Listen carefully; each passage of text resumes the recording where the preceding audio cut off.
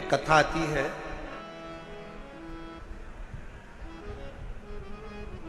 सोमवार अष्टमी की कथा है। आप लोगों ने पढ़ी भी होगी, स्मरण में भी होगी। एक नारायण नाम का छोटा सा बालक है जिसकी अवस्था 7 वर्ष की, केवल 7 वर्ष की अवस्था। और ये सोमवार अष्टमी की बड़ी सुंदर कथा है, आज स्मरण में आई है, तो आप लोग और हम लोग उसको श्रवण करें। और कभी अगर सोमवार की अष्टमी पढ़े तो इस कथा का मनन चिंतन उस दिन जरूर करना। एक नारायण नाम का छोटा सा बालक जिसकी अवस्था 7 वर्ष की, पिता इसका जन्म होने के बाद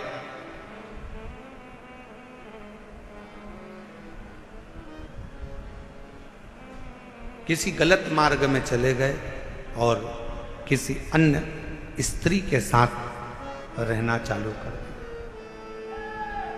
नारायण अपनी मां के साथ में रह रहा है,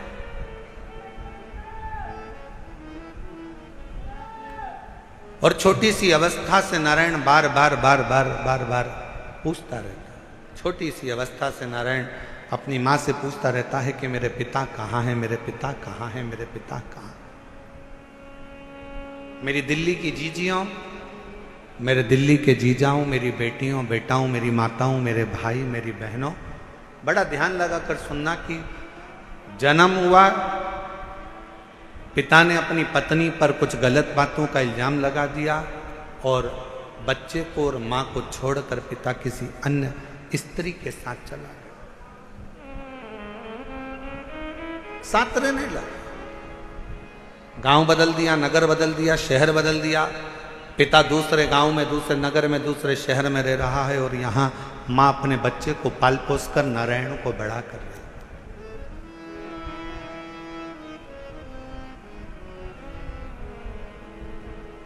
छोटा सा बच्चा जैसे जैसे बड़ा हो रहा है, छोटा सा बच्चा जैसे जैसे बढ़ता जा रहा है, वैसे वैसे अपने पिता के बारे में पूछता जा रहा है। मां मेरे पिताजी कहाँ है, मां मेरे पिताजी कहाँ है। जैसे 4 वर्ष के ध्रुव जी महाराज वन से तप कर कर आने के बाद अपनी मां से पूछते हैं कि मां मेरे पिता कहाँ है, और मां क्या उत्तर दे। मां कहती है कि मैं ही तेरा पिता हूं और मैं तेरी मां हूं। नारायण से भी मां से पूछा, मां मेरा पिता कहाँ है, मेरा पिता कहाँ।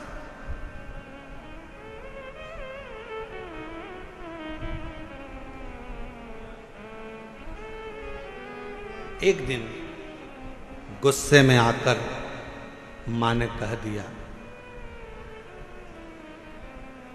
क्या पिता पिता पिता पिता पूछता रहता है, क्या दिन भर पिता का नाम लेता रहता है।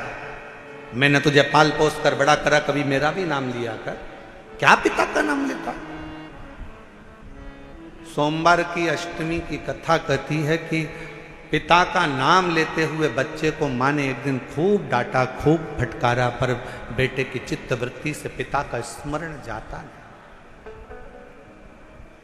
पिता का स्मरण नहीं जाता।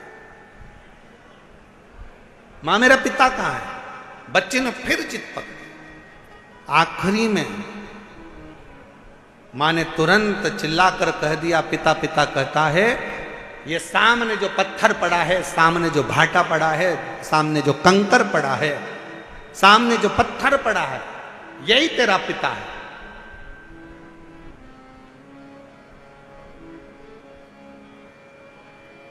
मेरे पिता का नाम क्या है। मां ने कह दिया, तेरे पिता का नाम तो वो देव अधिदेव महा। ध्यान देना जरा, मेरी दिल्ली की जीजियों, मेरे दिल्ली के जीजाओं, मेरी बेटियों, मेरी बेटाओं, मेरी माओ, ये भारत की वो भूमि है, ये भारत की वो धरा है। पत्थर का मुख बताकर बेटे से कह दिया नारायण से कि ये तेरा बाप है, ये तेरा पिता है। शिव महापुराण की कथा क्या करती है, शिव महापुराण की कथा ने करा क्या। शिव महापुराण की कथा ने केवल विश्वास जगाया है कि जिस तुम्हारे घर के पास के शंकर के मंदिर में 1 लोटा जल चढ़ाने जाओ, जिस शिव जी के मंदिर में तुम जल चढ़ा रहे हो, जिस शंकर जी के मंदिर में तुम जल चढ़ाने गए हो, जिस शंकर जी के मंदिर में तुम बेलपत्र चढ़ाने गए हो, जिस शंकर जी के मंदिर में तुम स्तुति गाने गए हो, जिस शंकर जी के मंदिर में तुम भजन करने गए हो, जिस शंकर जी के मंदिर में तुम नाम जाप करने गए हो, बस तुमने उसको अपना पिता मान लिया। यही शिवपुराण कर रही हो, ये सोमवार की अष्टमी की कथा कर रही हो। नारायण, ये पत्थर, ये सामने जो शिला पड़ी है, ये पत्थर पड़ा है, ये कंकर पड़ा है, ये भाटा पड़ा है, यही तेरा पिता है। क्या नाम है? बता दिया, इसका नाम देवाधिदेव महादेव। बता दिया। घर के कई माताओं ने अपने बच्चों को भेज दिया, एक लोटा जल लेकर जाओ शंकर जी के मंदिर में जल चढ़ाओ। माँ, वहां पर शंकर जी कहाँ है? तो कि ये जो शिवलिंग है, यही शिव है, यही पिता है, यही सर्वस्व है। आज मैं हूं, कल नहीं। आज संसार है, कल नहीं, पर ये शंकर हमेशा रहेगा, तेरा साथ देगा। क्या इस पत्थर में भी परमात्मा हो सकता है?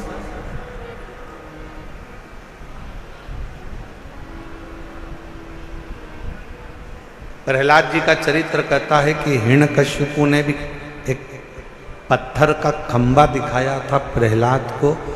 क्या इसमें परमात्मा हो सकता है?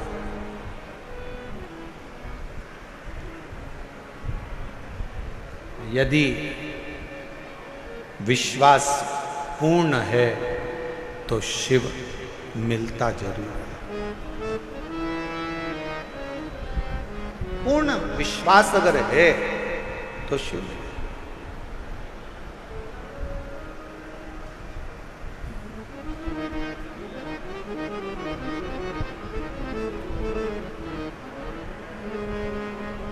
हम पहले भी कथा में कहे, आज फिर कह रहे हैं,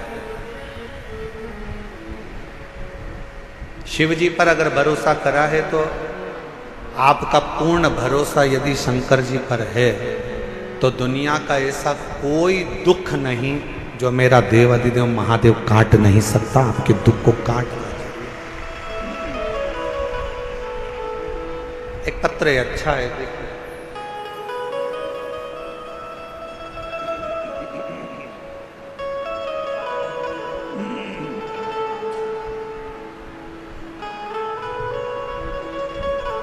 मेरा नाम पूजा शर्मा है, मेरे पति का नाम मनीष शर्मा है।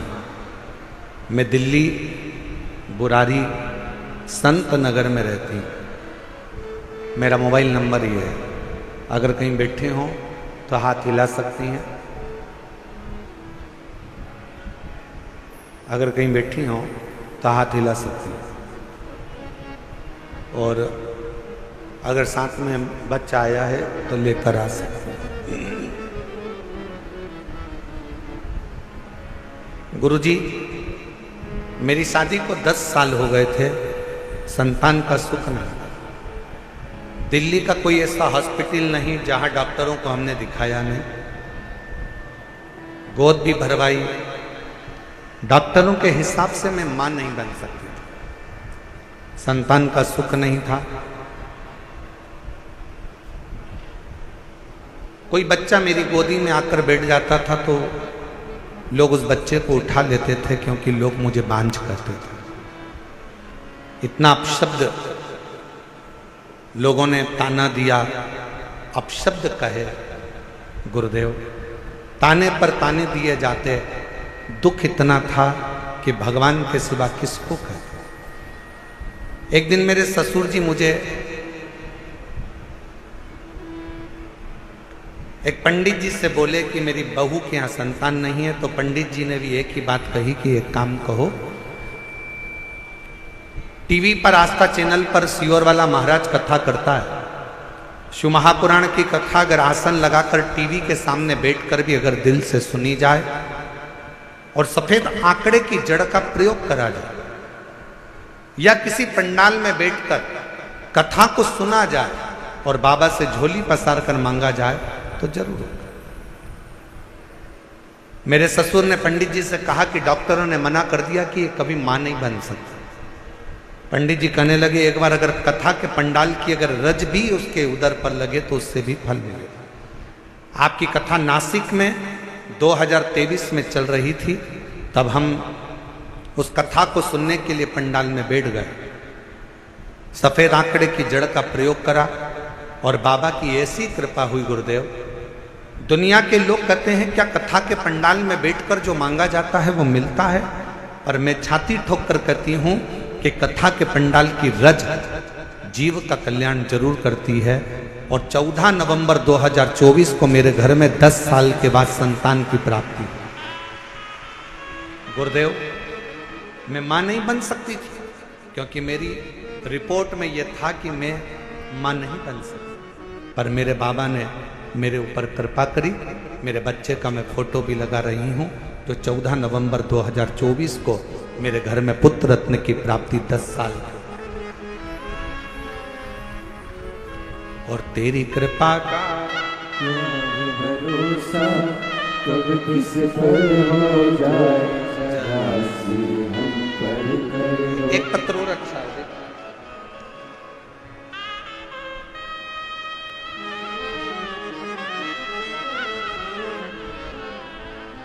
मेरा नाम संध्या सैनी है, पति का नाम कविंद्र सैनी है। मैं दिल्ली के बुरारी संत नगर की रहने वाली हूँ। पत्र को आप लोग एलईडी पर पढ़ सकते हैं। एलईडी पर चल रहा है पत्र? एलईडी नहीं चल रही है क्या? अच्छा, एलईडी नहीं चल रही।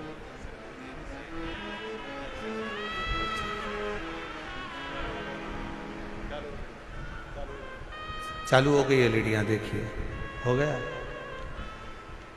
पत्र को आप लोग एलईडी पर पढ़ सकते हैं। मेरा नाम संध्या सैनी है, पति का नाम कविंद्र सैनी है। मैं दिल्ली बुरारी संत नगर की रहने वाली हूँ। गुरुजी, एक लोटे जल का मैं क्या वर्णन करूं। मेरा बेटा सीए का एग्जाम दे रहा था, 3-4 नंबर से रह जाता था। 23 साल हो गए थे। बेटे ने आखिरी में हिम्मत हार दी और बेटा कहता है कि माँ अब मैं एग्जाम नहीं दूं। मैंने अपने बेटे से कहा, वो सीओर वाला महाराज कहता है कि अच्छी पढ़ाई करो, दिन रात एक कर दो, इतनी मेहनत करो कि रात दिन एक हो जाए। और फिर शिवजी पर एक बेलपत्र शहद लगाकर चढ़ाकर बाबा से विनती करो। मेरे बेटे ने आपका कहना मानकर टीवी पर कथा सुनकर बेटे ने पढ़ाई करना प्रारंभ करा। और अब की बार उसने कह दिया, माँ वो सीओर वाला बाबा बोला है कि पढ़ाई को 4 गुना करना। अभी तक जो मेहनत करी थी उससे 4 गुना ज़्यादा मेहनत करूँगा। और बेटे ने पढ़ना प्रारंभ करा। जो बेटे की हिम्मत हार गई थी उसने पशुपतिनाथ का व्रत किया और बाबा की कृपा से फिर वापस एग्जाम दिया। मेरा बेटा रोज शिव जी के मंदिर जाता, जल चढ़ाता, पशुपति व्रत करता और साथ में पढ़ाई में मेहनत करता। गुरुदेव, उसकी लगन इतनी हो गई कि वो रात दिन एक कर कर पढ़ता। और आप कहते हो कि मेहनत का फल बाबा देता जरूर है। और आज मेरा बेटा सीए बन गया। मैं बाबा को यहाँ धन्यवाद देने के लिए। शिव की उदारता इसी को।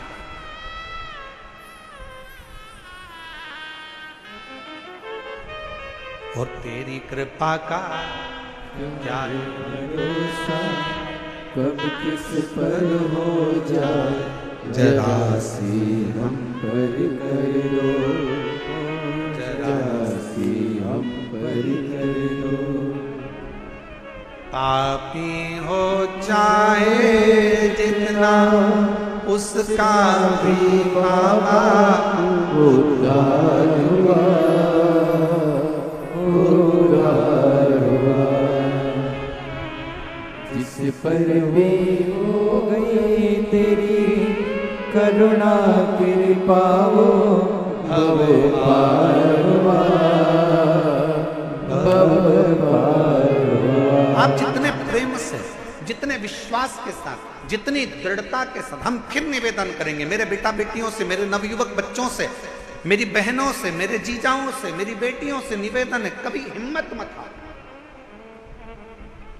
एक कंपटीशन एग्जाम में बैठे हो, क्लियर नहीं हुआ, फिर वापस बैठो। दूसरा कंपटीशन एग्जाम क्लियर नहीं हुआ, तीसरा एग्जाम दो। तीसरा क्लियर नहीं हुआ, चौथा एग्जाम दो। अपनी हिम्मत को नहीं हारना। कभी ये मत कहना कि मैं ये नहीं कर सकता। तुम में से ही जितने बेटा बेटी यहां पर बैठकर कथा का रसपान कर रहे हैं, जितने टीवी पर कथा सुन रहे हैं, जितने आस्था चैनल पर कथा सुन रहे हैं, जितने फेसबुक पर कथा सुन रहे हैं, तुम में से ही कोई बेटा कलेक्टर बनता है, तुम में से ही कोई बेटी एसपी बनती है, तुम में से ही कोई कलेक्टर, कोई आईजी, कोई डीआईजी, कोई कमिश्नर बनता है। बस तुम्हारी मेहनत तुम्हें 4 गुना बढ़ाना है तो एक दिन उच्च पद पर बैठ ही जाओगे, ये निश्चित है। आपका परिश्रम, आपकी मेहनत, आपकी लगन आपको मंजिल तक पहुंचाएगा।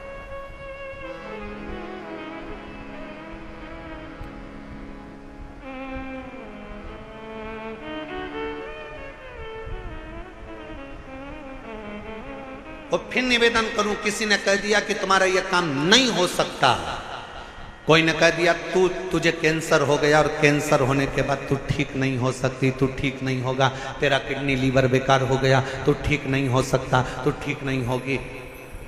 तुम छाती ठोक कर कहना वो मेरा बाप है, मेरा शंकर। एक दिन अगर कथा के पंडाल में बैठकर कथा सुनकर वहां की मिट्टी को मेरे शरीर पर अगर लगाई है तो मेरा बाबा मुझे ठीक कर कर ही रहेगा, ये निश्चित है, ये मेरा विश्वास। और देखो एक पत्र है,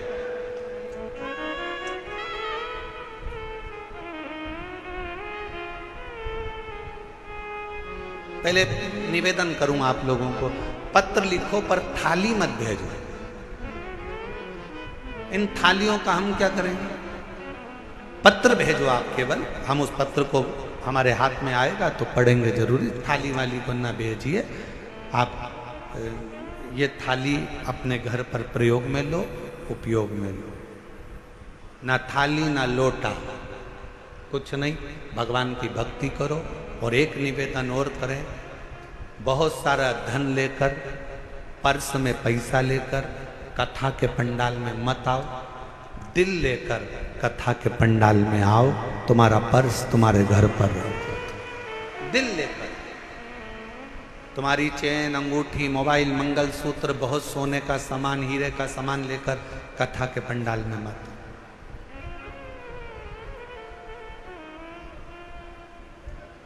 और यदि तुम्हारा कोई सामान चोरी होता है तो उसमें जवाबदार तुम हो। प्रशासन, समिति, कार्यकर्ता इसके जवाबदार नहीं होंगे, क्योंकि हम खुद मंच से आपको चिल्ला चिल्ला कर बोलते हैं अपना सामान घर छोड़ो, घर रख कर आओ। यहाँ तो तुम दिल लेकर आओ, खुद बाबा के होकर आओ। यहाँ तुम्हारे धन से मतलब नहीं है, यहाँ तुम्हारे मन से मतलब है। हृदय लेकर आइए, दिल लेकर आइए, बाबा को रिझाइए। बाबा अब प्रशासन तुम्हें संभाले कि तुम्हारे गोल्ड को संभाले?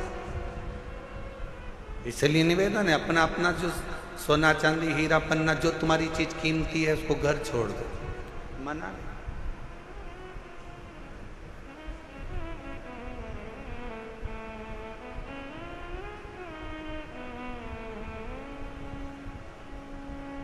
एक पति ने अपनी पत्नी से कहा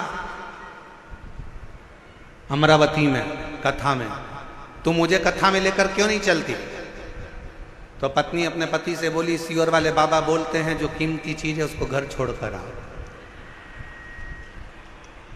तो पति ने कहा कीमती चीज तो सोना चांदी होती है। पत्नी कहती है मेरी कीमत तो तुम हो, तुम इतने कीमती हो इसलिए तुम्हें घर छोड़कर कथा में चली जाती, तुम गोल्ड से भी कीमती हो। ये उसकी उदारता, ये उसकी कृपा, ये उसकी करुणा, ये उसकी दया है। एक पत्र अच्छा है।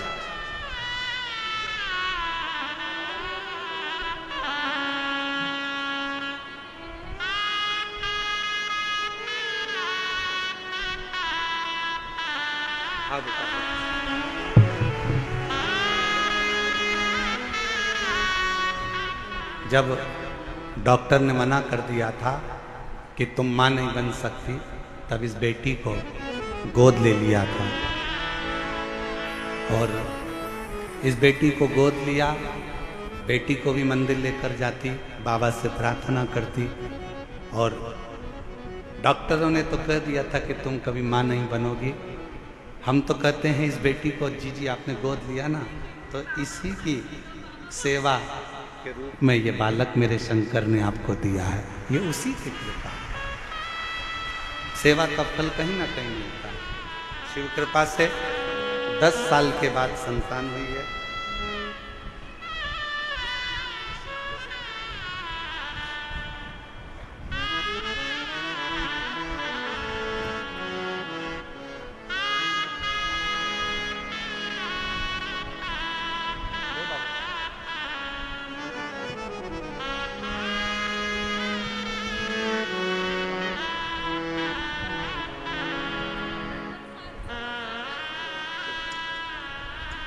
और तेरी कृपा का क्या है भरोसा, और किस पर हो जाए जरा सी हम पर कर दो, जरा सी हम पर कर दो। श्रीमती गीता देवी, पति का नाम श्री रविंद्र सिंह प्रजापति, भजनपुरा दिल्ली। मोबाइल नंबर ये है। 2021 में कैंसर हो गया। डॉक्टर ने थोड़ा सा समय दिया, कह दिया कि कुछ समय क्या करें। हॉस्पिटल से इलाज करा कर आ रही थी कि किसी ने, ऑटो वाले ने कहा कि बहन जी क्या बीमारी हो गई। कहा कैंसर हो गया। कहा कि वो एक सीवर वाला महाराज कहता है कि आप कैंसर का इलाज कराओ, दवाई लो, डॉक्टर को दिखाओ, जांचें कराओ, और साथ में शिव पर विश्वास कर कर शंकर जी के मंदिर में जाकर एक लोटा जल चढ़ाकर उसका आचमन करो और बेलपत्र चढ़ाकर खाओ। आपने खाई? कहा नहीं। उस ऑटो वाले के वचन पर विश्वास कर कर डॉक्टर ने थोड़ा सा समय दिया था। हम सीहोर चले गए, वहां से रुद्राक्ष ले आए, जल में उसको रात भर गलाते, शिव जी को चढ़ाते, बेलपत्र खाना प्रारंभ करा। और दूसरी बार फिर वापिस बाबा से विनय कर कर डॉक्टर को दिखाने के लिए गई और बाबा से कह कर गई, बाबा डॉक्टर ने थोड़ा सा समय दिया है, अगर मेरा कैंसर ठीक हो गया 5 पंडाल बैठकर कथा सुनूंगी। और बाबा की कृपा से दूसरी बार जांच जब दिल्ली में कराई कैंसर हॉस्पिटल में, तो कैंसर पूर्ण तरह से स्वस्थ था। कैंसर ठीक हुआ। मैं कोसी कला गई, फरीदाबाद गई, ग्रेटर नोएडा गई, मेरठ गई। 5 स्थान पर मैंने शिव महापुराण की कथा सुनी और बाबा से प्रार्थना करी। आज मैं पूर्ण तरह से स्वस्थ हूँ। बाबा की कृपा से मेरी कैंसर की रिपोर्टें पूरी नील आई। मैं शिव क्या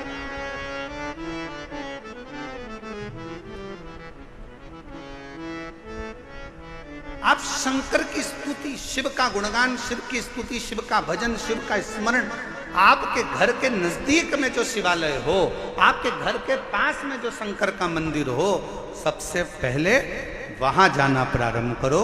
शिव जी को एक लोटा जल चढ़ाना प्रारंभ करो। हमारा निवेदन है, बहुत दूर जाने की तमन्ना में, केदारनाथ जाऊं मैं, अमरनाथ जाऊं मैं, यहाँ जाऊं, खूब जाओ, और पहले पास के शंकर के मंदिर में जाना चालू करो। जिस दिन मेरा शंकर तुम्हारा हाथ पकड़ लेगा, उस दिन खींच कर तुम्हें केदारनाथ और अमरनाथ बुला लेगा। उस दिन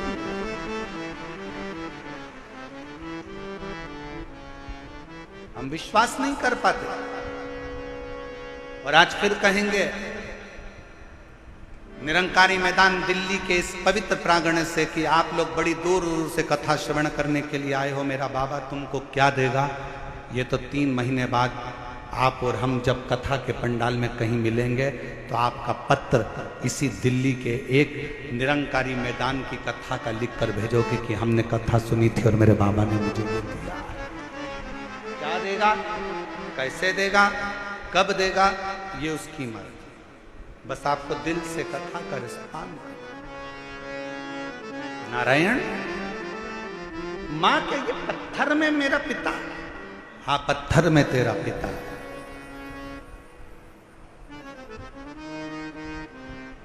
ये शिला, ये कंकर, ये पत्थर मेरा पिता, हाँ। मानो तो गंगा मां हूं, ना मानो तो बहता। आप मानो तो गंगा है, ना मानो तो बहता पानी।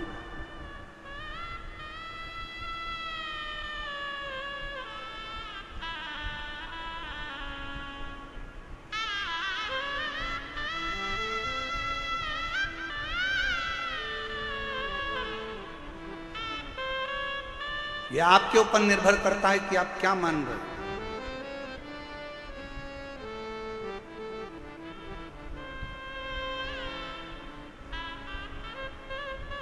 ये आपके ऊपर निर्भर करता है कि आप क्या मानकर चल रहे हो शिव को।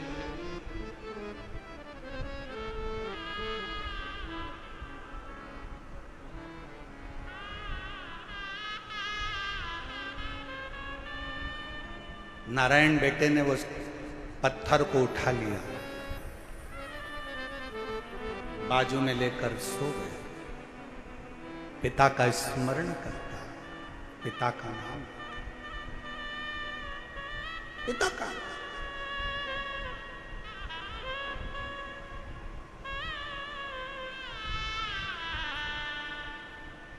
कभी मौका लगे जिंदगी में, कोई भूखा है, प्यासा है, किसी को जरूरत है, उसकी हेल्प करें। हमने एक बात कही थी कथा में, आप लोगों के स्मरण में है कि नहीं है वो हमें को नहीं।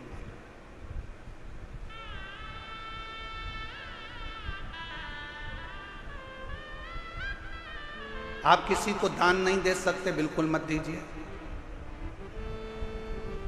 आप किसी को 1 रुपया दान नहीं कर सकते, आप बिल्कुल मत करिए। आप अठन्नी नहीं दे सकते, किसी को बिल्कुल मत दो। शिव महापुराण की कथा कहती है,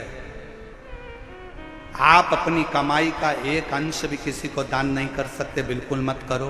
दूसरे महाराज आपसे कहेंगे कि 1 अंश दान करो, पर हम कहते हैं बिल्कुल आपका मन नहीं है, बिल्कुल मत करो।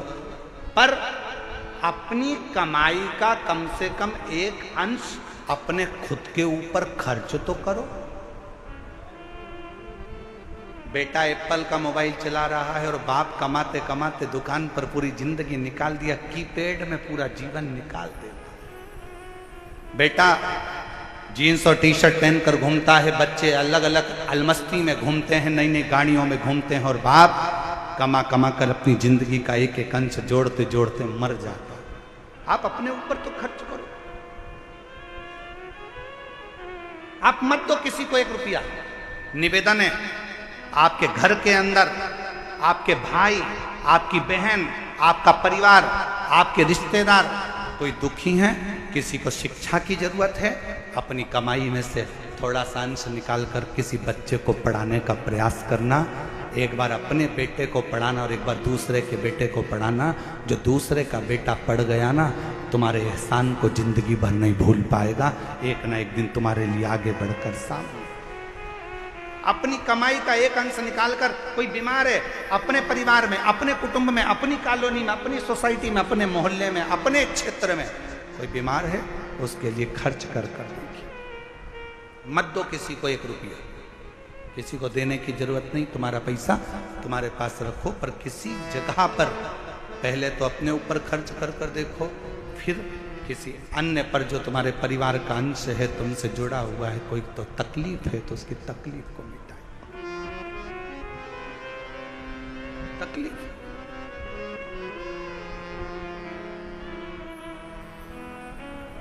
शिव कथा कर रही है। नारायण अपने भगवान शंकर के उस शिवलिंग को अपने पास में, कंकर को, पत्थर को अपने पास में लेकर सोता है। माँ भोजन देती है, अपने पिता को भोग लगाता है। माँ कोई वस्त्र देती है, अपने पिता को वस्त्र दे देता है। स्नान करने जाता है तो पात्र को रखकर उसी से स्नान उसको भी कराता है और खुद भी करता है। कभी कभी दिल कर जाता है तो उस कंकर को, उस पत्थर को नारायण अपने गाल से लगाकर याद कर रोता रहता है, रोता नेत्रों से जल जल। किसके आगे कहें? और देख लिया संसार हमने, देख लिया सब मतलब के यार हमने देख लिया। डॉक्टर ने 2021 में थोड़ा सा समय दिया था और कह दिया था चली जाएगी, पर बाबा की कृपा से सारी रिपोर्टें नॉर्मल आई और पूर्ण तरह से कैंसर से मुक्त हुई। एक बार जोरदार ताली। झूठे नाते झूठे रिश्ते, झूठे नाते झूठे रिश्ते, झूठा है संसार हमने देख लिया, सब मतलब के यार हमने देख लिया। शिव कथा कहती है, नारायण सोमवार की अष्टमी की कथा कहती है, नारायण पाषाण को अपने गाल से लगाकर रो रहा। कभी मौका लगे ना किसी के सामने जाकर मत रो। शिव कथा कहती है, सुनार सुनार का काम है सोने चांदी के गहने को सुंदर बनाने का। सुनार का काम है सोने चांदी के गहने को सुंदर बनाने का। दर्जी का काम है कपड़ों को सुंदर बनाने का। माली का काम है बगीचे को सुंदर बनाने का। और शिव महापुराण का काम है जो उसकी शरण में आ गया उसकी जिंदगी को सुंदर बनाने। शिव महापुराण का काम ही यही है कि जो शरण में आया, जो पंडाल में बैठ गया, जो आया कथा श्रवण करी, पंडाल में जगह नहीं मिले तो अपना छाता लगाकर 2 पानी की बोतल साथ में लेकर जहां मौका मिले वहां बैठकर जहां तक आवाज जाए वहां तक, जहां तक आवाज जाए वहां श्रवण करो। और जब कथा के पंडाल से उठकर अपने घर की ओर जाओ तो वहां की रज को प्रणाम कर नमन कर हृदय से श्री शिवाय नमस्तु। श्री सब बोलिए सब। श्री शिवाय नमस्तु। श्री शिवाय नमस्तु। जब जाओ तब 5 बार 7 बार 11 बार 21 बार तुम्हारा दिल करे उससे बोल कर फिर जाओ, विनय कर। शिवालय में जाओ, शंकर के मंदिर में जाओ, अपने घर के नजदीक में जो शंकर का मंदिर है सबसे पहले वहां जाना प्रारंभ करो, 1 लोटा जल चढ़ाना प्रारंभ करो, वहां जाकर विनती करना प्रारंभ करो। जब दिल दुखे, मन दुखे, मन में कोई भाव उत्पन्न हो तब उससे कहो जिससे कह सकते हो।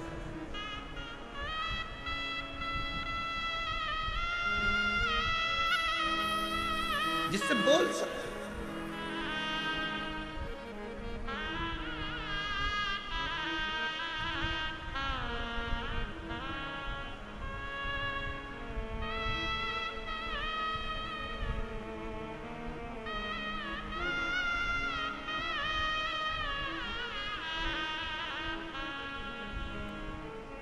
नारायण ने शंकर के उस कंकर को, पत्थर को, पाषाण को गाल से लगाकर रो रहा।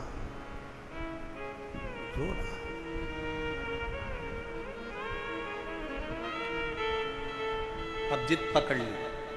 बच्चा है, जिद्दी करता है, जिद पकड़ लेता।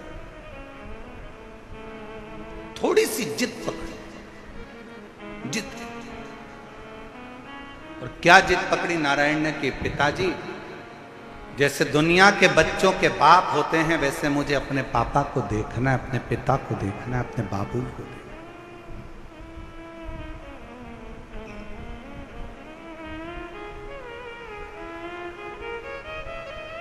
अच्छा एक बात बताओ मेरी जीजी और दिल्ली वाली, ओ दिल्ली वाली, एक बात बताइएगा, छोटा बच्चा जिद करेगा चल जाएगा, और वही बच्चा जब बड़ा हो जाए 40 साल का, 45 साल का, 42 साल का हो जाए और वो जिद करे तो अच्छा लगे क्या? बोलो तो जम के, आवाज नहीं आई है, जरा जम के बोलो, नहीं लगे। छोटा है जिद करे चलेगा, बड़ा हो गया जिद करेगा नहीं चलेगा। शिव महापुराण की कथा कहती है तुम शंकर जी के मंदिर में शंकर को जल चढ़ाने जाओ तो उसको अपना पिता मानो, और तुम कितनी भी तुम्हारी उम्र हो, 60 साल, 70 साल, 75 साल, 80 साल, 40 साल, 45 साल, 50 साल, 20 साल, 25 साल, तुम्हारी कितनी भी उम्र हो, तुम अपने आप को छोटा बच्चा समझना और शंकर को अपना पिता समझना। उस बाप के आगे अगर जिद करोगे तो तुम्हारा दुख उस बाप को काटना ही पड़ेगा। तुम्हारा दुख उस पिता को काटना ही पड़ेगा। वो काटे,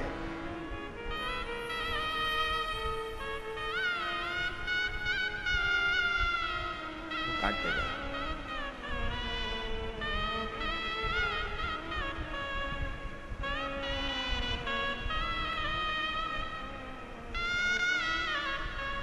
अब कहोगे तो वो दुख काटेगा ना। हे त्रिपुंडधारी, हे त्रिशूलधारी, हे त्रिपुंडधारी, हे त्रिशूलधारी।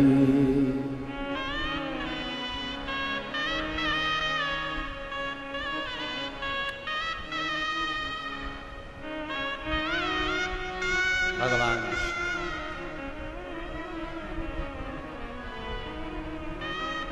हे मेरे शंकर, हे मेरे करुणा सागर, हे मेरे शंभु, कृपा।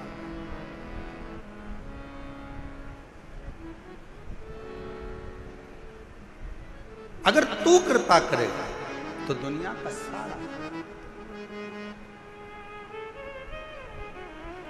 हे त्रिपुंडधारी, हे त्रिशूलधारी, महादेव नमन चरणों में, महादेव नमन चरणों में। स्वीकार कीजिए सबका किया है, मेरा भी उद्धार कीजिए, उद्धार कीजिए। हे त्रिपुंडधारी, हे त्रिशूलधारी, हे त्रिपुंडधारी, हे त्रिशूलधारी। अब बच्चा जिद पकड़ कर बैठा है, मेरे पिता के जैसे दुनिया के बाप जैसे होते हैं, दुनिया के पिता जैसे होते हैं, मेरे पिता का मुझे वैसा दर्शन करना। जिद पर अड़ गए। पार्वती जी शंकर जी को देखकर मुस्कुरा रही हैं और शिव जी पार्वती को देखकर थोड़ा सा शंकर भगवान को क्रोध आया। शिव जी ने कहा, पार्वती तू मेरे ऊपर हंस रही है? पार्वती जी कहती हैं, मेरे को हंसी इस बात की आ रही है, उसकी माँ ने एक पत्थर उठाकर दे दिया और कह दिया कि तेरा पिता यही है, और नाम भी दे दिया देवाधिदेव महादेव तेरे पिता हैं, और तुमने उससे संबंध बना लिया, रिश्ता बना लिया। जरा विचार करिएगा, पत्थर पर जल चढ़ाने से, एक शिवलिंग पर जल चढ़ाने से, तुम्हारे घर में एक छोटा सा भी अगर शिवलिंग है, छोटा सा भी शिवलिंग है, शिव महापुराण की कथा कहती है, भले आप अपने घर में शंकर जी के शिवलिंग को रोज जल चढ़ाओ मत चढ़ाओ, आप अपने घर में शंकर के शिवलिंग की रोज पूजन करो मत करो, पर घर में अगर शंकर का शिवलिंग विराजमान रहता है तो उस घर में कभी दरिद्रता नहीं आ सकती है, कभी दुख नहीं आ सकता। हर हर महादेव।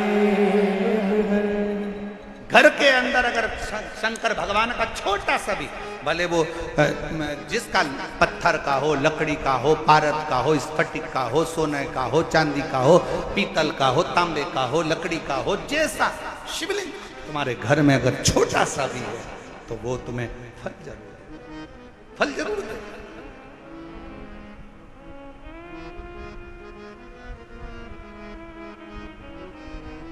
सबका किया है, मेरा भी उद्धार कीजिए, उद्धार कीजिए। आप भी बोलो, जितने बैठे हैं कथा के पंडाल में, जो बाहर भी बैठे हैं कथा के पंडाल से, जो बाहर बैठकर कथा सुन रहे हैं, वो भी बोले, महादेव चरण, महादेव नमन चरणों में स्वीकार कीजिए सबका किया है मेरा भी उद्धार कीजिए, उद्धार कीजिए।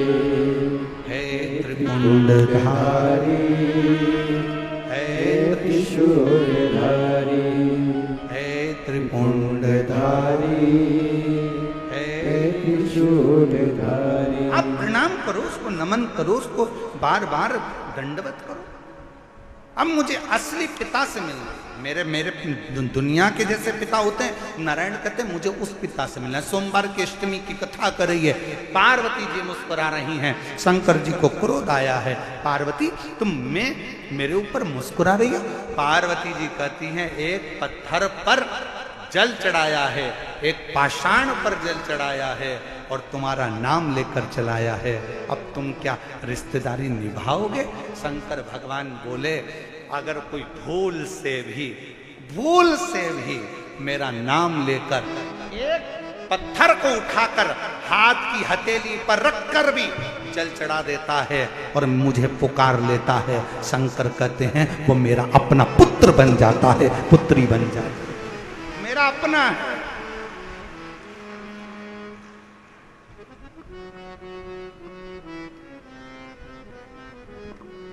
कितना सुंदर कहा है। अगर कभी कभी प्रवास में रहते हो ना, कहीं कहीं जा रहे हो, कहीं कहीं तुम लोग सफर कर रहे हो, 2 दिन 3 दिन का सफर है, शंकर जी की पूजन नहीं कर पाए, एक लोटा जल नहीं चढ़ा पाए, कोई बात नहीं, अपनी शिवलिंग मुद्रा अपने हाथ पर बनाओ और शिवलिंग मुद्रा बनाकर श्री शिवाय नमस्तु, श्री शिवाय नमस्तु। शिवलिंग मुद्रा अपने हस्त कमल पर बनाओ। जब कहीं सफर में हो, बहुत तुम्हें लग रहा है आज मैं बहुत उलझनों में फंसी हूं, बहुत तकलीफ में फंसी हूं, बहुत कष्ट है, बहुत बीमारी, बहुत तकलीफ है, बैठ गए एकांत में, जब तुम्हारा दिल करे, बहुत डिप्रेशन में पड़े हो, बहुत चिंता में पड़े हो, बहुत टेंशन में पड़े हो, तब तुम अपने शिवलिंग सामने भी नहीं है, अपने हस्त कमल पर शिवलिंग मुद्रा का निर्माण करो, शिवलिंग मुद्रा का, और शिवलिंग मुद्रा का निर्माण कर कर दिल से बाबा को मुस्कुराते हुए बड़े भाव से श्री शिवाय नमस्तु, श्री शिवाय नमस्तुभ्यं, श्री शिवाय नमस्तुभ्यं, श्री शिवाय नमस्तुभ्यं। शिवलिंग मुद्रा का निर्माण कर कर शंकर को पुकारो।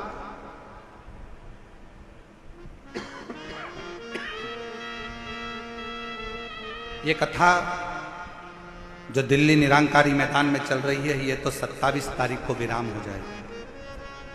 30 तारीख से 30 मई से 5 जून तक लातूर महाराष्ट्र में 2 बजे से 5 बजे तक जो शिव महापुराण की कथा होगी, उसमें शंकर जी की बेटियों के नाम से शिवपुत्री शिव महापुराण की कथा लातूर में होगी। उसमें शंकर जी की 3रे नंबर की बेटी, क्या नाम है? श्यामली बारी। शंकर जी की कितनी लड़कियां हैं? 6। शिव जी की कितनी लड़कियां हैं? 6। जया, साथ में बोलो, जया, विषहरा, श्यामली बारी, दौतली, देव, और 6ठे नंबर की अशोक सुंदर।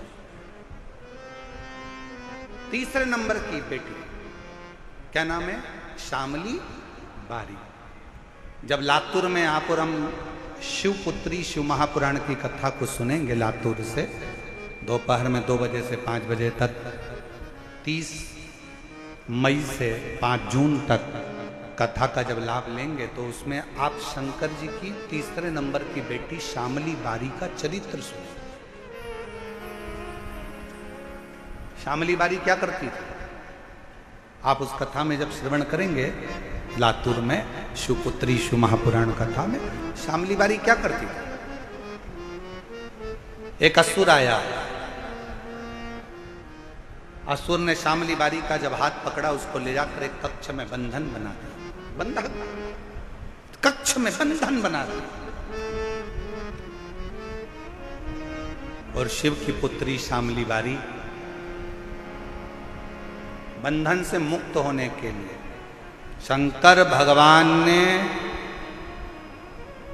शिव जी का पूरा चरित्र उठाकर देखिए। शंकर भगवान की बेटियों के ऊपर जब जब किसी असुर ने संहार करना चाहा, किसी राक्षस ने शंकर की बेटी को छूना चाहा या शंकर जी की धर्म पत्नी को छूना चाहा, शंकर जी ने उसका अंत नहीं करा। स्वयं पार्वती जी को छुआ तो पार्वती जी ने अंत करा, और शंकर जी की बेटियों को छुआ तो बेटियों ने अंत करा। ये सीख दे रही है शिव महापुराण की कथा। अपनी बेटी को शिक्षा दो, शास्त्र पढ़ाओ, पर साथ में अपनी बेटी को शस्त्र की भी शिक्षा दीजिए कि वक्त पड़ने पर शस्त्र भी चला सके।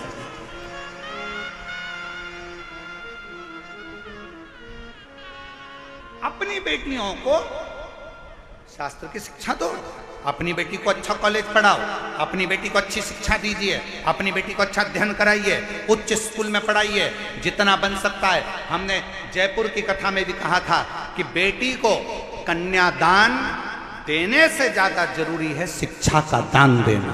बेटी को अच्छा पढ़ाओ, उच्च शिक्षा प्रदान करो। कन्यादान जो दिया है वो हो सकता है कि एक ना एक दिन समाप्त हो जाए, पर शिक्षा का दान जो तुमने दिया है, बेटी को पढ़ाया लिखाया, वो शिक्षा एक दिन उस बेटी की जिंदगी में कभी ना कभी काम जरूर आएगी। बनाओ बेटी को शिक्षा अच्छी दीजिए और बच्चों को लायक बनाओ, खूब लायक बनाओ, पर बच्चों को इतना लायक भी मत बना देना कि एक दिन को माँ बाप को नालायक समझने लगे। लायक बनाओ, पढ़ाओ, खूब शिक्षा दीजिए। और जिस दिन बेटा कहने लगे पापा तुम्हें कुछ नहीं आता, मम्मी चुप बैठी रहो, पापा तुम बड़बड़ मत करो, चुप बैठे रहो, समझ लेना तुम्हारी शिक्षा किसी काम की नहीं है। तुमने शिक्षा तो दी, पर शिक्षा के साथ में संस्कार देना भूल गए थे। जिस दिन तुम्हारी औलाद, तुम्हारा पुत्र ऑफिस में तुम्हारा रुआब है, नौकरी में तुम्हारा रुआब है, घर जाने के बाद तुम्हारी औलाद तुमसे कहे पापा तुम चुप बैठे रहो, तुम्हें अक्ल नहीं है, मम्मी तुम चुप रहो, तुम्हारे को कुछ नहीं आता है, मम्मी चुप रहो, समझ लेना कि तुमने बच्चों को शिक्षा तो दी पर संस्कारों से जोड़ नहीं पाए। तुम बच्चों को लायक तो बना दिए पर उसने तुमको नालायक समझ लिया। इसलिए याद रखना, अपने बुढ़ापे को सुधारने के लिए अपनी औलादों के सामने तुम्हारी पत्नी भले 8वीं फेल है, पर बच्चों से हमेशा कहना कि तेरी माँ के बराबर कोई दुनिया में समझदार नहीं है, और अपने बच्चों के सामने कहना कि तेरे बाप के जैसा दुनिया में कोई समझदार नहीं है। अपने औलाद के सामने अपनी पत्नी का सम्मान करो, अपनी औलाद के सामने अपने पति का सम्मान करो। अगर आज पत्नी अपने पति को बच्चों के सामने कहेगी तेरे बाप में तो अकल ही नहीं है, तेरे बाप में तो अकल नहीं है, तो बच्चा भी वही सीखेगा। और बाप बोलेगा तेरी माँ में तो अकल नहीं है, तेरी माँ में तो अकल नहीं है, तो बच्चा भी वही सीखेगा। और एक दिन जब बच्चा बड़ा होगा तो माँ बाप दोनों को चुप करना चाहेगा। इसलिए बच्चे जब पढ़ रहे हों, बड़े हो रहे हों, पढ़ रहे हों, तो उन बच्चों के सामने कहना भले तुम्हारी पत्नी 8वीं फेल है, शिक्षक नहीं है, अच्छी पढ़ी लिखी नहीं है, तो भी कहो कि बहुत अच्छी है।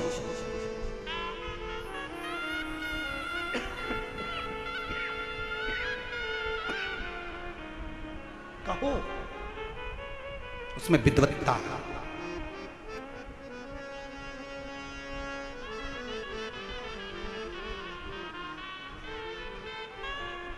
आदर करना सिखाओ। शिव जी की 3रे नंबर की बेटी, नाम बोलिए सब लोग, जम के बोलो, शामली बारी।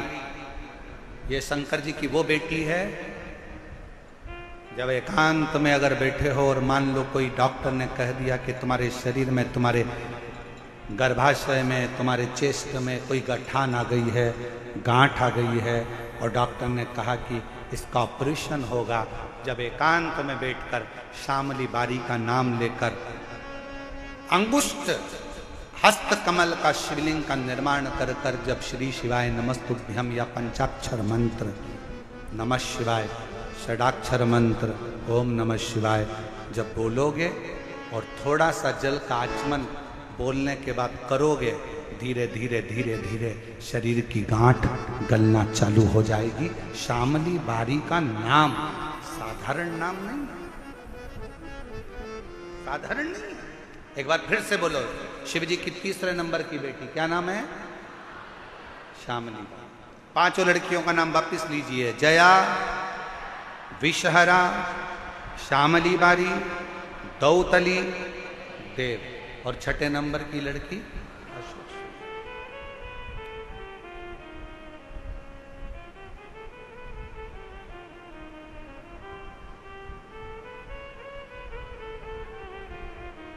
शिव तत्व महाराज शिव को पुकारा नारायण ने, शंकर मेरे पिता, मेरे और शिव ने ऐसी करुणा करी, मेरे ओघड़दानी उस कंकर में से, उस पत्थर में से मेरा देव अधिदेव महादेव उस नारायण के लिए असली स्वरूप में प्रकट होकर उसको गोदी में खिलाते हैं, उसको अपने हृदय से लगाते हैं। वो मेरा कौन कहता है कि ये कंकर कंकर है? हम कहते हैं कि अगर दिल से पूछो तो वो शंकर है। कुबरेश्वर धाम का इसलिए कंकर पूजा जाता है क्योंकि वो शंकर का एक प्रतिबिंब, प्रतीक शिव का। शिव कथा कर रही है, नारायण को शंकर भगवान अपने असली स्वरूप में आकर दर्शन दे देते हैं और उसको पिता के एक प्रेम जो पुत्र का होता है वो प्रेम दे देते हैं। जैसे देवराज नाम का ब्राह्मण गलत कृत्य करते भी मर गया तो भी शंकर के मंदिर में 2 क्षण की शिव पुराण कथा सुनना, बेलपत्र के वृक्ष के नीचे प्राणों को त्यागना और बाद में शिव का धाम प्राप्त करना। उसी तरह जैसे बिंदु चंचुला देवी का पति प्रेत की योनि में पड़ जाता है, चंचुला बिलख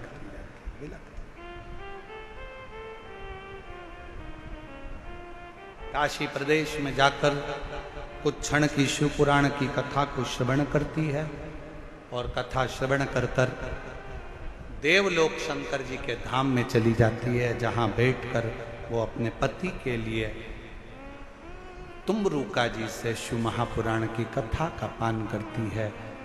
भगवान शंकर और पार्वती ईश्वर और गोरा बनकर शिव महापुराण कथा के यजमान बनते हैं। एक बार जोरदार ताली बजाइए, ईश्वर गोरा जी पधार रहे हैं, ताली बजाकर स्वागत करिए। बोल ईश्वर गोरा भगवान की, विश्वनाथ भगवान की। ईसा गोरा बन के भगवान शंकर पार्वती शिव महापुराण कथा के यजमान बनकर कथा सुनने के लिए जाते हैं और यजमान बनते हैं। बड़े भाव से ये पवित्र शिव महापुराण की कथा निरंकारी मैदान दिल्ली बुराड़ी में चल रही है। कथा का समय 2 बजे से 5 बजे तक है। भाव से आप और हम कथा का लाभ ले रहे हैं। ये कथा 27 मई तक रहेगी। 30 मई से 5 जून तक लातूर में शिवपुत्री शिव महापुराण की कथा 2 बजे से 5 बजे तक महाराष्ट्र में होगी। फिर 8 जून से 14 जून तक चाकरवाड़ी बीड़ महाराष्ट्र में भृंगी शिव महापुराण की कथा प्रारंभ होगी। 8 जून से 14 जून तक चाकरवाड़ी बीड़ भृंगी श्री भृंगी शिव महापुराण की कथा आप चाकरवाड़ी महाराष्ट्र से 8 जून से 14 जून श्रवण करेंगे। हरि विठ्ठल के चरण का सबसे पहला दर्शन चरण पकड़कर किसने किया था? चलो उत्तर दो रे, बोलो रे महाराष्ट्र वालों, जल्दी उत्तर दो। श्री हरि विठ्ठल के चरणारविंद को पकड़कर उनके चरण के दर्शन की शुरुआत सबसे पहले किसने करी थी? तुकाराम जी ने। नामदेव जी ने पौंडरिक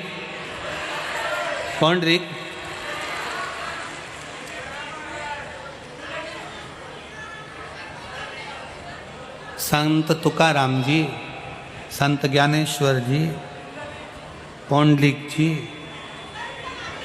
संत नामदेव जी, और जितना नाम हो सब बोल दो रे एक ही बार में। शुरुआत नमन करने की शुरुआत हरि विट्ठल के चरणों को श्री नर हरिदास सुनार ने करी थी। नर हरिदास पौंडरिक ने चरण नहीं पकड़े थे, पौंडरिक ने तो ईंट फेंकी थी, इसके ऊपर खड़े हो जाओ। संत तुकाराम जी तो भगवान में समाहित हुए थे। नामदेव जी के लिए तो भगवान ने अपना मंदिर पलट दिया था। केवल सुनार नर हरिदास, केवल नरहरि एक ही था जिसके लिए भगवान ने अपना चरण दिया था। सुनार था, सोने चांदी का काम करता था श्री नरहरि। नरहरि के जो माता पिता थे वो भी सोने चांदी का काम करते थे, पर इनकी पंढरपुर में रहते थे, हरि विट्ठल की नगरी में रहते थे, पर कभी पंढरपुर की हरि विट्ठल का दर्शन कभी नहीं करा। ना नरहरि ने करा, ना इसके माता पिता ने करा। आज तक पंढरपुर के हरि विट्ठल का दर्शन नहीं करा था। अब सोचिएगा जरा, पंढरपुर में रह रहा है, वो कहते हैं नदी में रह रहा है और मगरमच्छ से मेल कर रहा है। जरा सोचिएगा। अब नरहरि, उनके माता पिता स्वर्णकारों का गौरव, सुनारों का गौरव नरहरि, जो पंढरपुर में रहते हैं, जिनके माता पिता मल्लिकार्जुन भगवान की सेवा करते हैं, शंकर जी के मंदिर जाते हैं, शिव जी को एक बेलपत्र चढ़ाते हैं, एक लोटा जल चढ़ाते हैं। शंकर की भक्ति के सिवाय वो कभी अपनी दुकान छोड़कर हरि विट्ठल का दर्शन करने तक नहीं गए, कभी नहीं गए। अब सुनार नरहरि के माता पिता ने नरहरि को देखा तो विचार करा कि इसकी शादी कर देना चाहिए। बड़ा हो गया बेटा, भगवान के मंदिर जाता है, मल्लिकार्जुन के मंदिर जाता है, पूजन करता है। चंद्रभागा नदी के तट पर एक मंदिर है जिसका नाम है मल्लिकार्जुन महादेव। कौन कौन ने दर्शन करे? हरि विट्ठल, पांडुरंगा। पंढरपुर कौन कौन गया ये बताओ। अच्छा, सब गए हो पंढरपुर? धर लो, हाथ नीचे धरो। अब पंढरपुर में एक मंदिर है चंद्रभागा नदी के तट पर, मल्लिकार्जुन भगवान का मंदिर। किस किस ने दर्शन करें? हाँ देखो, बहुत लोगों ने करे। मल्लिकार्जुन महादेव जैसे ही चंद्रभागा को नहाकर निकलोगे, घाट पर ही बना हुआ है। घाट तो है ही नहीं, बालू रेत पड़ी है, वहीं पर मंदिर बना हुआ है। और सरल भाषा में समझिएगा, ये महेश्वरी भवन पंढरपुर का, समझ रहे हो ना? महेश्वरी भवन से और आगे गए, राइट में है डोंगरे जी महाराज का भवन, इधर आ गया मुक्ताबाई का भवन। डोंगरे जी महाराज के भवन से और आगे गए, बस आगे जाकर जो चंद्रभागा नदी के तट के लिए नीचे के लिए जाएंगे, वहीं पर श्री मल्लिकार्जुन भगवान का मंदिर बना हुआ है, जहां पर हरिनर सुनार, नरहरि सुनार के माता पिता शिव भक्ति करते थे। नरहरि भी भगवान शंकर की भक्ति करता था। बस माता पिता के मन में आया बेटे की शादी कर दें। नरहरि से कहा हमें तुम्हारी शादी करना है। नरहरि ने कहा पिताजी मैं विवाह के लिए मना नहीं कर रहा हूं, आप मेरी शादी कर सकते हो, मना नहीं, पर शर्त केवल इतनी सी है कि मेरी जो धर्म पत्नी हो, मेरी जो पत्नी हो, जैसे मैं शिव की आराधना करता हूं, जैसे मैं शंकर भगवान की आराधना करता हूं, मेरी धर्म पत्नी भी शंकर की आराधना करने वाली हो। मेरी धर्म पत्नी भी शिव की आराधना करने वाली हो, मेरी धर्म पत्नी भी भगवान शंकर की आराधना करने वाली हो, और कुछ भी नहीं चाहिए। ठीक है, और बहुत जरूरी है, घर में बहू लेकर आना तो कार वाली मत लेकर आना, घर में बहू लेकर आना तो संस्कार वाली लेकर आना, जो संस्कारवान।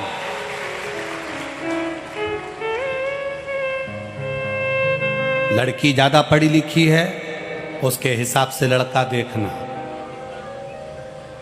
लड़का व्यापारी है, नौकरी करने वाला है, किस्सा लड़का है, उसके हिसाब से लड़की देखना। अब बिजनेस करने वाले लड़के के लिए लड़की देख रहे हो नौकरी वाली, सोच कर बैठे हो बहू आएगी गरम रोटी देगी, अब मालूम पड़ा जगदम्बा आई तो उसी दिन से गरज रही है। कहा मतलब कर रहा हो?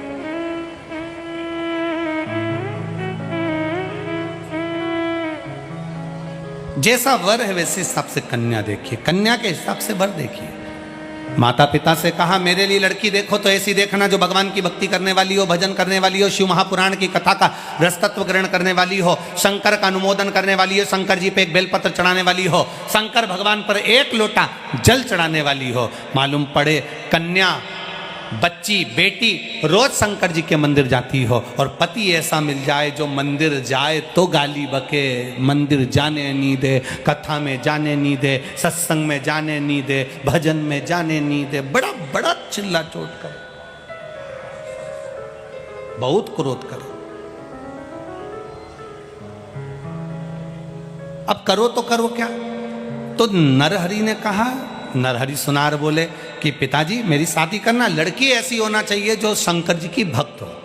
अब इनको लड़की देखी तो गंगा नाम की कन्या के साथ में इनका विवाह हो गया।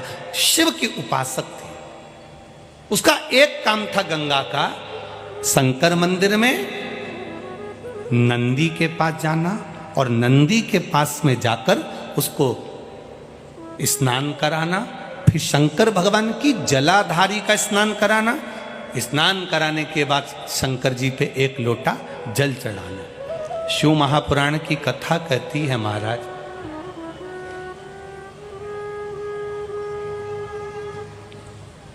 एक बेलपत्र और एक दुर्वा, मात्र एक बेलपत्र और एक दुर्वा। दुर्वा जानते हो ना? दूब बोलते हो कि दुर्वा बोलते हो? हाँ दुर्वा बोलते ना, हरा हरा कलर की। एक दुर्वा और एक बेलपत्र। प्रयास करना जिंदगी में एक बार, जिन बेटा बेटी का मंगल विवाह नहीं हुआ हो और जिसको लगता है कि भगवान शादी हो तो ऐसी जगह हो जहाँ हमारा आदर हो, सम्मान हो, सत्कार हो, जहाँ लोग हमारा आदर करें, सम्मान करें, सत्कार करें, ऐसी जगह विवाह हो जहाँ आदर सम्मान मिले। एक दुर्वा एक बेलपत्र, जो सोमवार की अष्टमी के दिन नंदीश्वर का स्पर्श कराकर, नंदी का स्पर्श कराकर, जलाधारी का स्पर्श कराकर शिवलिंग के ऊपर समर्पित कर देता है, उसको जो वर प्राप्त होता है और घर प्राप्त होता है वह अच्छा ही प्राप्त होता है। अदालत तक नहीं जाना पड़ता, तलाक तक बात नहीं पहुंचती और उसके घर में सुख और समृद्धि रहती। क्या क्या चढ़ाना है जम के बोलो जरा? एक दुर्वा और एक बेलपत्र। बहुत दिन सोमवार की अष्टमी, भगवान शिव की आराधना का दिन है सोमवार की अष्टमी, जिस दिन माता पार्वती और भगवान शिव का मिलन हुआ। अब नरहरि सुनार ने कहा कि विवाह हो तो ऐसा हो, तो गंगा नाम की कन्या के साथ उनका विवाह हो गया। विवाह होने के बाद में माता पिता ने सारा सोने चांदी का काम अपने बेटे को दे दिया। बेटा सोने चांदी का काम करने लगा, समय व्यतीत होने लगा, समय जाने लगा। नरहरि सुनार आज तक किसी मंदिर के अंदर दर्शन करने नहीं गया। केवल अगर दर्शन करे तो महादेव के करे, पूजन करी तो महादेव की करी, आराधना करी तो महादेव की करी, अर्चना करी तो महादेव की करी। कभी पंढरपुर में रहने के बाद भी हरि विठ्ठल का दर्शन करने नहीं गया। अब भगवान की लीला देखिए कितनी विचित्र है। हरि विठ्ठल के सिर पे शिवलिंग, करें दर्शन? अरे बोलो तो जम के करें ना। दुनिया का केवल एक ही भगवान विष्णु का मंदिर ऐसा है जिनके सिर पर शिवलिंग है। कौन है वो? पांडुरंगा हरि विठल, जिनके सिर पे शिवलिंग। अब नारायण कमर पे हाथ रखकर खड़े थे, शिवलिंग ऊपर। शिवरात्रि का दिन था। मल्लिकार्जुन के मंदिर में नरहरि सुनार शिव जी की आराधना कर रहे थे। ऊपर महादेव बैठे बैठे हरि विठल से बातें कर रहे थे।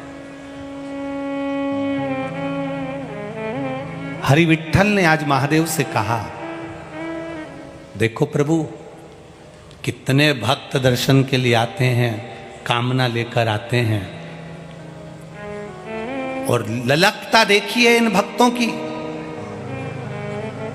इनके भीतर कितना विश्वास, कितनी दृढ़ता। घंटों तक लाइन लगाते हैं तब जाकर मेरा दर्शन पाते हैं।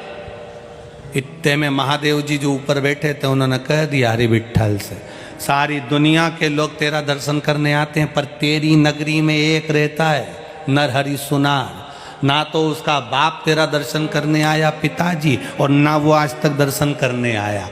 अब बताओ हरि विठल, ये कोई अच्छी बात है कि घर में ही कोई रे और तुम्हारा दर्शन ना कर पाई? अच्छी बात। हरि विठल ने कहा, आप चिंता मत करो, वो भी थोड़े दिन में अगली एकादशी पर मेरे मंदिर में मिलेगा, ये पक्का है। अगली एकादशी पर? हाँ पक्का। शंकर भगवान ने कहा वो केवल एक की आराधना करता है, किसी मंदिर में आज तक नहीं गया। भगवान विठल बोले अब तुम देखो, वो मेरे मंदिर में मिलेगा, अभी तुम देखो तो सही। अब हरि विठल और महादेव दोनों की बात हो गई। अब इतने में एक साहूकार पहुंच गया सुनार के यहाँ। सुनार के यहाँ जाकर कहा, नरहरि, ए नरहरि। नरहरि सुनार ने पूछा, भैया तुम कौन हो? मैं पास के गांव का साहूकार हूं, मेरे घर में बेटे ने जन्म लिया है। मेरे घर में बेटे ने जन्म लिया है? अच्छा, बहुत अच्छी बात है, बेटा जन्मा, आपको बधाई बहुत बहुत। अरे नरहरि, बेटे ने जन्म लिया है, मैंने हरि विठल से प्रार्थना करी थी, जिस दिन मेरे घर में बेटा हो जाएगा उनके कमर में कमर का पट्टा बनवाऊंगा सोने का, रतन जड़ित, और मैं हरि विठल को पहनाऊंगा। मेरा मन है वो सोने का पट्टा तुम बना दो।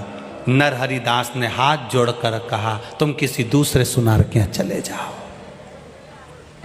मैं नहीं बनाऊंगा हरि विठल का पट्टा, मैं नहीं बनाऊंगा, तुम किसी दूसरे के यहाँ चले जाओ। मैं तो केवल एक कोई भजता हूं। किसको?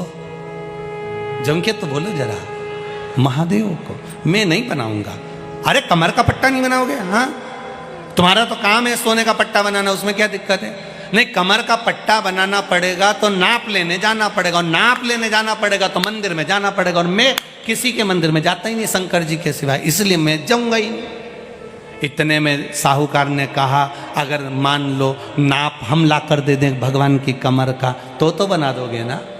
नरहरि सुनार ने कहा, उसमें क्या दिक्कत है, तुम नाप ला कर दो, मैं बना दूंगा। साहूकार जी पहुंचे, पंडित जी से कहा, महाराज जी भगवान की कमर का नाप दे दो। कमर का नाप ला के सुनार को दिया। सुनार ने भगवान का सुंदर पट्टा तैयार करा, कमर का। ऐसा सुंदर पट्टा, ऐसा सुंदर पट्टा, ऐसा सुंदर पट्टा। आज साहूकार ने पीतांबरी कपड़े पहनकर, बैंड बाजे ढोल बुलाकर, सिर पर चांदी की थाली में सोने का पट्टा रखकर भगवान हरि विठल के मंदिर में एकादशी के दिन प्रवेश किया। प्रवेश कर कर ब्राह्मण देवता से कहा, विद्वत जन से कहा, ये सोने का पट्टा हरि विठल को पिना दो। जो सोने का पट्टा हरि विठल को पिनाया तो वो 4 उंगल बड़ा निकल गया। जैसे ही बड़ा तो पिनाते से नीचे लटक गया। जैसे ही लटका, साहूकार को गुस्सा आया कि बताओ, सुनार ने ये पट्टा बनाया और ऐसा बनाया कि 4 उंगल बड़ा है। पंडित जी, पट्टा कितना बड़ा है? 4 उंगल बड़ा है। अभी दो, अब भी सही करवाता हूं। आज ही पिनाना है हरि विठल को पट्टा, एकादशी को ही पिनाना है।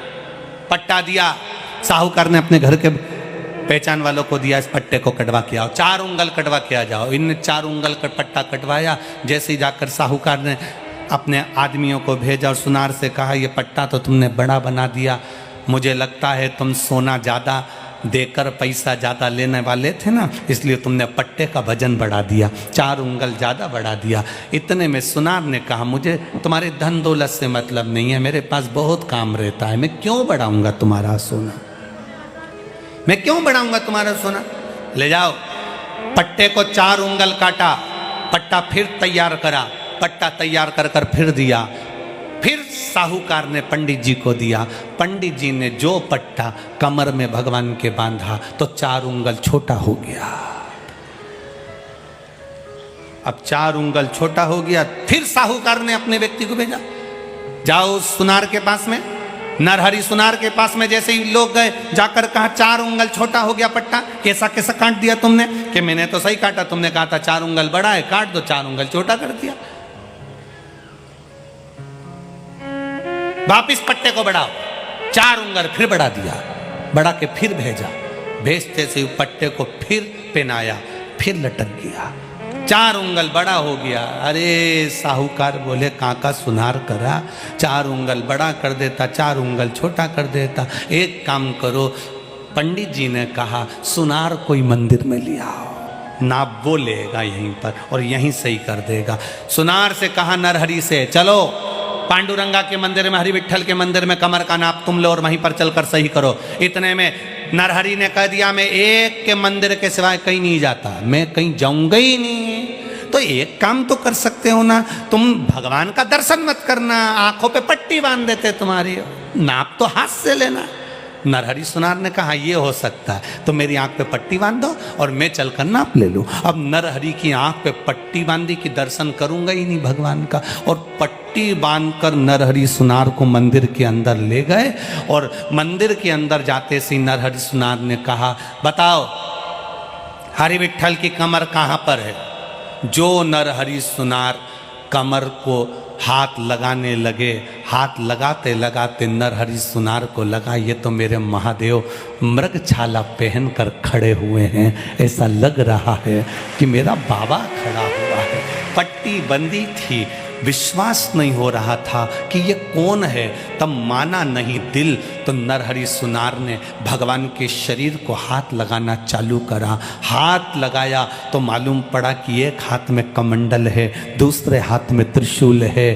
फिर हाथ लगाया चेहरे पर, गले के पास जो हाथ पहुंचा तो ऐसा लगा कि गले में सांप पड़ा हुआ है। नरहरि सुनार को लगा, आवाज लगाकर बोला, तुम तो विठल का दर्शन करा रहे थे, विठल के कमर का पट्टा बनवा रहे थे, ये तो मेरे बाबा महादेव हैं। साहूकार बोला, पागल हो गए हो नरहरि सुनार, विठल हैं। नरहरि सुनार बोले, बाबा भोलेनाथ हैं, विठल हैं, बाबा भोलेनाथ हैं। इतने में नरहरि सुनार ने सिर पे बंधी हुई आंख की पट्टी को जो खोला, सामने विठल ही खड़े थे। नरहरि सुनार ने वापिस बांध लिया, वापिस पट्टी को बांधा, ये तो विठल है। नरहरि सुनार बोले, मेरे साथ धोखा हो रहा है। फिर नरहरि सुनार ने वापिस हाथ लगाया, जो हाथ लगाया फिर शंकर भगवान का दर्शन हुआ, शंकर भगवान का स्पर्श हुआ। फिर पट्टा खोला, सामने विठल थे, नेत्र बंद कर लेते थे तो शिव दिखता था, नेत्र खोल लेते थे तो विठल दिखता था। नरहरि सुनार ने विठल के चरण पकड़ लिए, बस चरण पकड़े और पकड़ कर कहा, आप अपना दर्शन एक बार दिल से दे दो। जो शीश चरण में झुकाया, झुकाते से ही नारायण के चरण में दोनों का दर्शन, नरहरि सुनार को शिव और हरि का दर्शन हो रहा था। बस उस दिन नरहरि सुनार ने चरण पकड़कर कह दिया, मेरे पांडुरंगा हरि विठल, ऐसी कृपा करना, दुनिया में राम का दर्शन करेंगे तो राम के दर्शन का पुण्य मिलेगा, कृष्ण का दर्शन करेंगे तो कृष्ण के दर्शन का पुण्य मिलेगा, देवी का दर्शन करेंगे तो देवी के दर्शन का पुण्य मिलेगा। हे मेरे हरि विठल, ऐसी कृपा करना, जो तुम्हारे चरण का स्पर्श करे उसे हरि और हर के दर्शन का पुण्य फल प्राप्त हो जाए, ऐसी कृपा कर। तो पहला शरण को पकड़कर उसका दर्शन का सुख किसने पाया था? जम के बोलो जरा, जम के। नरहरि सुनार। वो सहज नहीं, सरल नहीं, वो मेरा शिव, मेरा नारायण कोई सहज नहीं है। इसीलिए वो दोनों का दर्शन, दोनों का सुख, दोनों का आनंद है।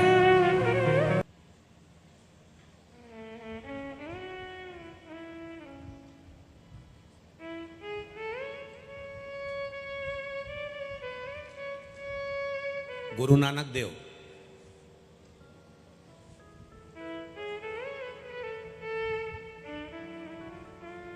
भारत की भूमि के जितने संत हुए हैं, श्री स्वामी समर्थ जी, श्री गजानन महाराज जी, संत एकनाथ जी, संत तुकाराम जी, संत नामदेव जी, भारत की भूमि के जितने संत हुए, महाराष्ट्र के ही नहीं गुजरात के भी जलाराम बप्पा, भारत की भूमि के जितने संत, जितने साधु, जितने सन्यासी, जितने तपस्वी, जितने साधक, जितने उपासक हुए हैं, दुनिया के लोगों को उन्होंने कुछ दिया कि ना दिया, पर एक चीज दुनिया के लोगों को सिखाई है कि उनके दरवाजे से कभी कोई भूखा नहीं गया। आज तक शेगांव से कोई भूखा नहीं गया, आज तक स्वामी समर्थ के दरवाजे से कोई भूखा नहीं गया, आज तक गुजरात के जलाराम बप्पा के दरवाजे से कोई भूखा नहीं गया, आज तक संत एकनाथ जी के दरवाजे से कोई भूखा नहीं गया, आज तक जहां संतों का निवास हुआ है उनके दरवाजे से अक्कलकोट चले जाओ कोई भूखा नहीं गया, शेगांव चले जाओ कोई भूखा नहीं गया, पैठण चले जाओ कोई भूखा नहीं गया, संत के दरवाजे से कोई भूखा नहीं गया। गुरु नानक देव जी ने भी अपना गुरु नानक देव जी ने केवल अपने भक्तों को एक ही बात कही, कोई भूखा ना रहे। इसलिए आज भी गुरुद्वारे में अगर लंगर 24 घंटे भंडारा लंगर चलता रहता है, पाओ पाओ पाई, चखो लंगर, पकाओ लंगर, खिलाओ।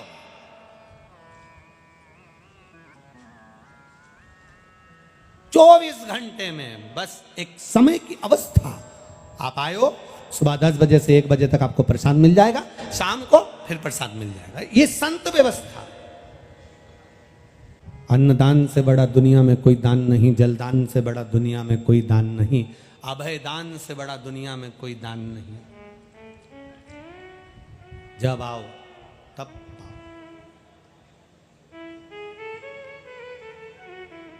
कुछ तो है अकोला की भूमि पर रहने वालों पर, मुझे लगता है यहाँ जो हवा चलती होगी वो शेगांव से होकर चलती होगी, इसलिए सब संत है।